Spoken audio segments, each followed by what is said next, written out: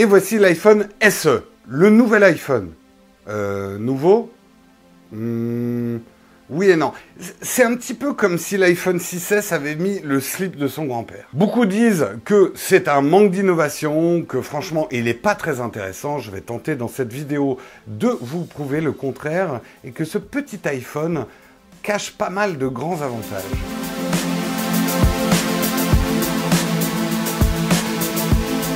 Parlons d'abord du design. Effectivement, rien n'a changé depuis l'iPhone 5S. C'est exactement la même taille, le même poids, la même épaisseur. Rien n'a changé dans les connectiques, prise jack au même endroit, haut-parleur, le bouton d'allumage, tout est au même endroit que le 5S. Avantage, vous pourrez toujours acheter les coques qui étaient compatibles avec le 5S. En fait, à l'extérieur, il n'y a que 3 points extrêmement discrets qui le différencient. Le petit SE que vous trouverez sous l'iPhone, c'est extrêmement discret. Il existe également en couleur or rose. Et surtout, les chanfreins, c'est-à-dire ces bords, sont maintenant anodisés, c'est-à-dire recouverts de peinture, alors que sur le 5S, et c'était un des défauts du 5S, allez voir mes vieux tests, ça donnait une vraie fragilité, parce que ça donnait des arêtes, et on avait souvent de la peinture qui s'écaillait, ou il s'abîmait assez facilement à cet endroit-là. A priori, il devrait s'abîmer un petit peu moins. Sinon, on retrouve un Touch ID, mais un Touch ID de la première génération, donc un petit peu plus lent que sur le 6S. Et il n'est pas dans le fameux aluminium 700, l'aluminium 700 qu'ils ont mis dans le 6S pour éviter un nouveau bendgate. Donc un petit peu moins solide, mais sa forme structurelle étant quand même plus petite, pour le tordre dans votre poche arrière, il faut quand même avoir un cul en béton. Également, on sait que le 6S est un petit peu étanche, même si Apple ne le spécifie pas, hein, je le rappelle. Celui-là l'est pas du tout. Donc si ça tombe dans les toilettes, c'est foutu. Mais en termes de forme, c'est vrai que ça fait vraiment bizarre quand on vient d'un grand smartphone comme mon iPhone 6S Plus, de trouver quelque chose d'aussi petit, mais c'est vrai que depuis l'iPhone 5, j'ai toujours aimé ce design-là, ce fameux design, notamment pour la prise en main, que je trouve bien plus solide qu'avec les nouvelles savonnettes qu'on a depuis l'iPhone 6. Mais cette petite taille représente un immense avantage, c'est pour pouvoir naviguer avec le pouce, vous avez accès à toutes les parties de l'écran sans devoir faire des contorsions. Vraiment, c'est petit et discret et c'est ce que recherchent les gens qui aiment les 4 pouces. Alors, certes, il est petit, mais il est quand même sacrément costaud et c'est ce qu'on va voir dans la partie hardware.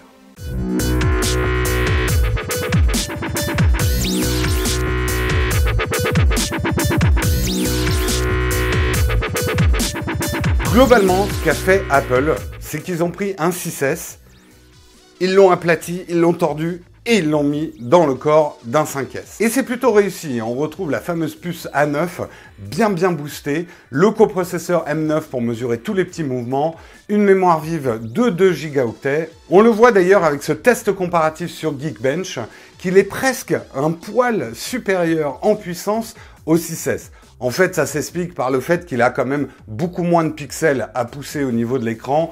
Donc, c'est ce qui explique ce petit écart avec le 6S Plus, comme vous le voyez. Et si on fait un Geekbench avec le 5S, là, vous voyez qu'on passe carrément dans une autre catégorie. Il est vraiment très puissant, fluidité exemplaire. On retrouve vraiment la fluidité du 6S. Même dans les jeux vidéo 3D les plus récents du moment, il arrive à y jouer sans problème, même si là, la taille de l'écran pour les derniers jeux vidéo, à part jouer à Clash Royale ou Candy Crush, vous aurez peut-être un petit peu du mal sur cette taille d'écran. L'écran, justement, donc c'est du 4 pouces, mais finalement, on retrouve la même densité de 326 pp qu'on a sur l'iPhone 6S. Alors, bien sûr, il affiche moins de choses. Si vous venez d'un écran plus grand, ça risque de vous faire carrément bizarre. Également, le contraste est quand même moins bon que ce qu'on trouve sur l'iPhone 6S. Mais tout ça reste quand même très correct. Avec la qualité, moi personnellement, j'aime beaucoup la manière dont Apple affiche les couleurs, qui sont très naturelles et assez douces. Et en termes de lisibilité de l'écran, franchement, c'est pas mal du tout. Il n'embarque pas le 3D Touch comme ses grands frères, on peut le regretter, mais c'est vrai que le 3D Touch, je vous ai dit dans ma vidéo du 6S Plus que je trouvais ça vraiment très bien, mais ce n'est pas complètement indispensable. Donc vous pourrez vous en passer. Et je pense que de toute façon, techniquement, il aurait été difficile d'adapter ce type de téléphone au 3D Touch, notamment l'apparition des sous-menus. C'est un peu petit comme taille d'écran pour pouvoir vraiment bien intégrer le 3D Touch. Grâce à la dernière mise à jour d'iOS 9, il est compatible Night Shift. Night Shift, c'est ce mode qui vous permet de basculer le soir l'écran en jaune pour qu'il soit un petit peu plus reposant. En termes de capacité mémoire, là aussi, réduction de votre choix puisque vous n'aurez le choix qu'entre 16 ou 64 Go. Alors c'est sûr qu'on aurait préféré peut-être une option A32. Le 16 Go, comme d'habitude, je ne vous le conseille pas du tout. Je pense que c'est une capacité qu'il garde surtout pour les entreprises et pas tellement pour les particuliers.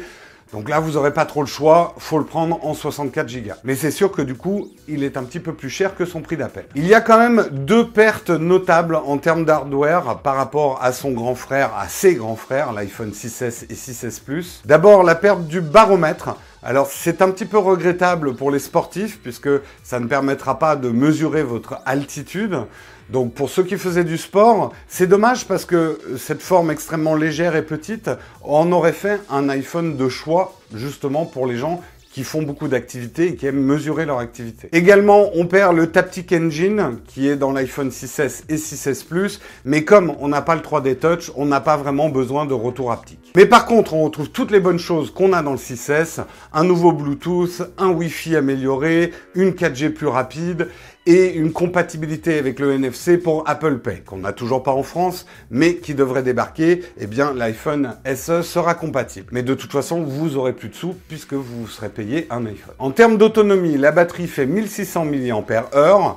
C'est petit, mais pour cette taille-là et cet écran, c'est largement suffisant. Difficile de vous donner un avis long terme sur la batterie, mais franchement, je l'ai trouvé assez costaud en termes d'autonomie. J'ai fait des vidéos 4K, j'ai fait des photos, je l'ai trimballé toute la journée. Il lui restait encore plein de batterie le soir et il a fonctionné pendant encore une demi-journée avant d'arriver dans la zone des 10%. Donc, à vue de nez, je dirais qu'il a peut-être une meilleure batterie que le 6S et un petit peu moins bonne que le 6S Plus. Mais ce n'est pas du tout un jugement scientifique.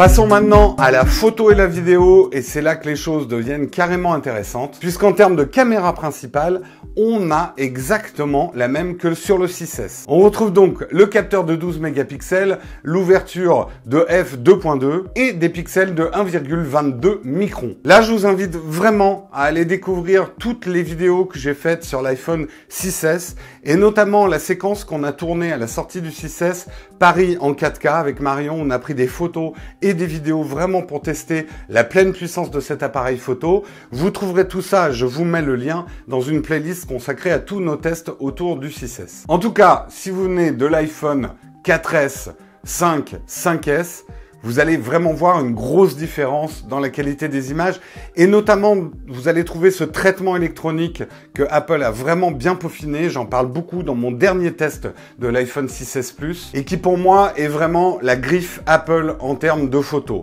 Certes, il ne fait pas des RAW, mais il fait de bien jolis JPEG. En basse luminosité, il ne vaut pas certains Android haut de gamme qui sont sortis récemment ou même l'iPhone 6S Plus puisque lui n'a pas la stabilisation optique. Mais franchement, il se démerde vraiment très très bien. En tout cas, je vous laisse regarder ces quelques images comparatives que j'ai fait entre l'iPhone 5S et l'iPhone SE. Il va peut-être être un petit peu difficile de voir des différences, à part les mégapixels, mais voilà, il y a quand même un bien meilleur traitement électronique de l'image. Mais c'est vraiment au niveau de la vidéo que vous allez voir la différence. Ce petit iPhone SE fait de la vidéo 4K en 30 images secondes, du 1080p en 60 images secondes. Alors je sais ce que vous allez me dire. Tourner de la 4K avec un écran comme ça, c'est complètement ridicule. Mais est-ce que vous croyez que sur ma caméra qui est en train de me filmer en 4K là en ce moment, il y a un écran qui fait du 4K? Non, c'est un écran de contrôle sur votre smartphone. Et là, d'autres vont me dire, la 4K, ça sert à rien, personne n'a des téléviseurs 4K.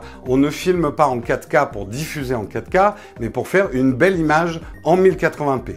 Je vous expliquerai tout ça dans une autre vidéo. Donc 4K dans un petit appareil comme ça fait vraiment penser qu'on a un téléphone presque GoPro. Alors certes, il n'y a pas la stabilisation optique qu'on retrouve dans le très haut de gamme Apple, le 6S Plus, mais regardez ces deux vidéos comparatives entre le 5S et l'iPhone SE, on voit nettement la différence quand même en vidéo.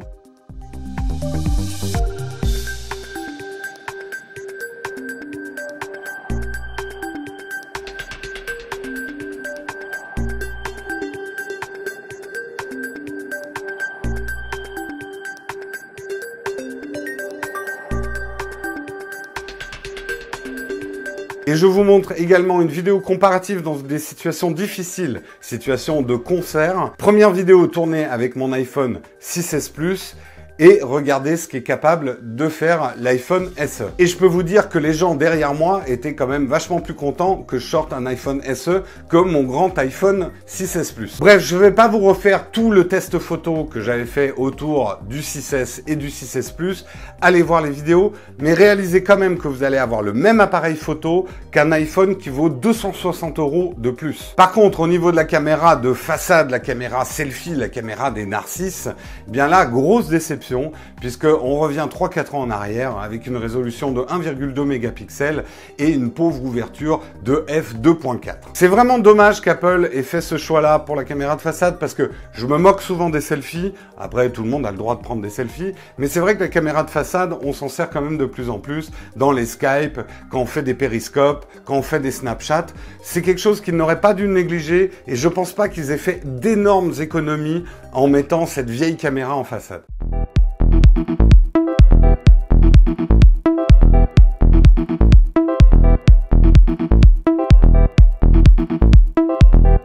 Pour conclure sur cet iPhone SE, appelons-le le mini 6S, on peut oser. Ce n'est pas une innovation technologique, ce n'est pas une innovation de design, mais on peut penser que c'est une forme d'innovation marketing pour Apple.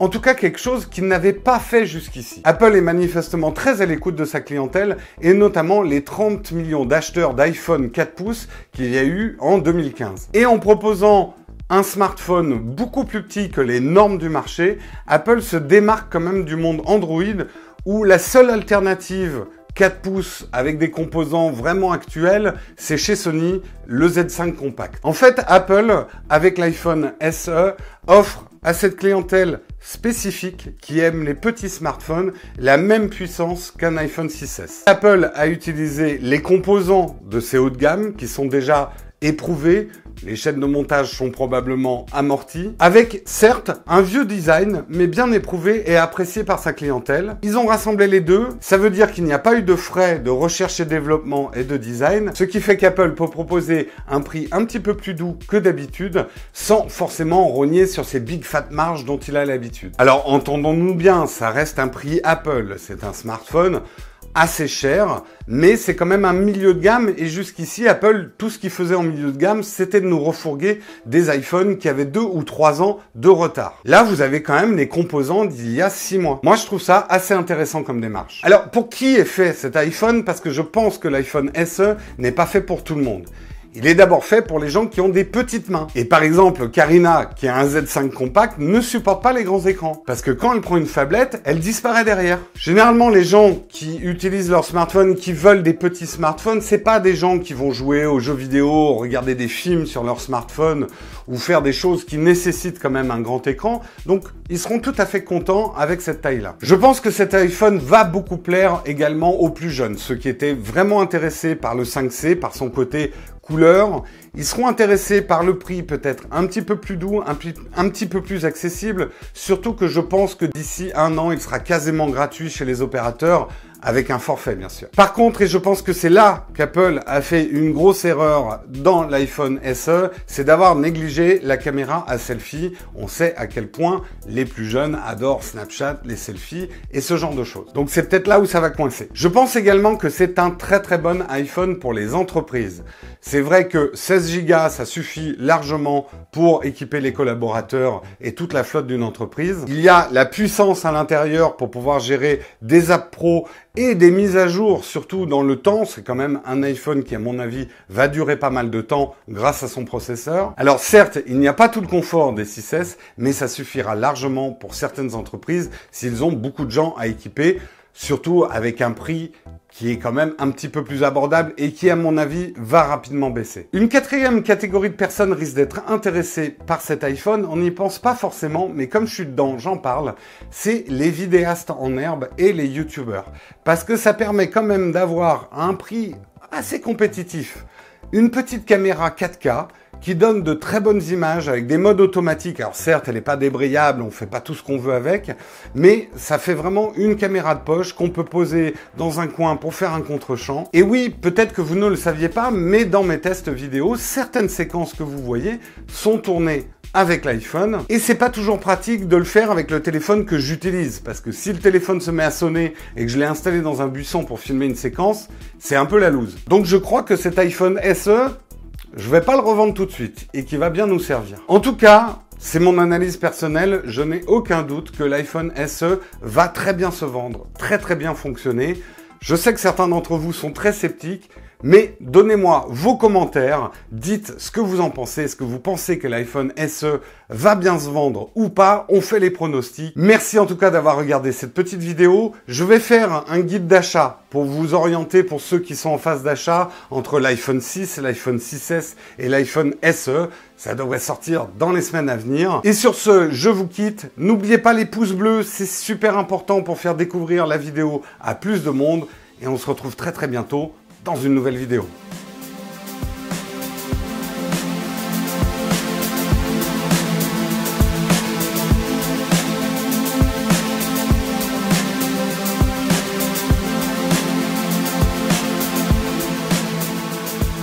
Quelle que soit la...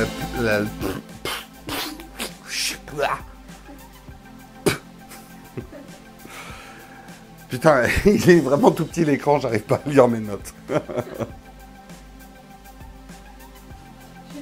Pourquoi il passe l'aspirateur au moment où je fais mes voix, quoi? Putain.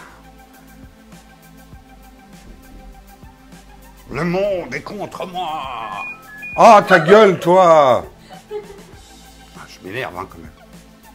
Non, parce qu'ils disent toujours la même chose, quoi. Ah, la 4K, ça sert à rien, ça sert à rien. Bah oui et non. Regardez, grâce à la 4K, vous voyez tous mes points noirs. Et qu'est-ce qu'on fait avec 260 €? Eh ben, on peut acheter un Android. Tintin. Et j'ai fini. Et j'ai fini. Tu vois, c'était court. On a fait à peine 40 minutes de tournage. Et à mon avis, le truc fait entre 10 et 15 minutes. À mon avis, on est là-dedans. Ce qui est juste 3 fois plus long que mes collègues. Mais pour moi, c'est court. Karina, tu lâches cet appareil. Pourquoi? Pourquoi? Je suis en train de faire du sponsorisé licorne, là. Qu'est-ce qu'elle m'a fait? Ah, des arcs-en-ciel. Ouais. Putain, maintenant qu'elle a dit. Pas trop quand même.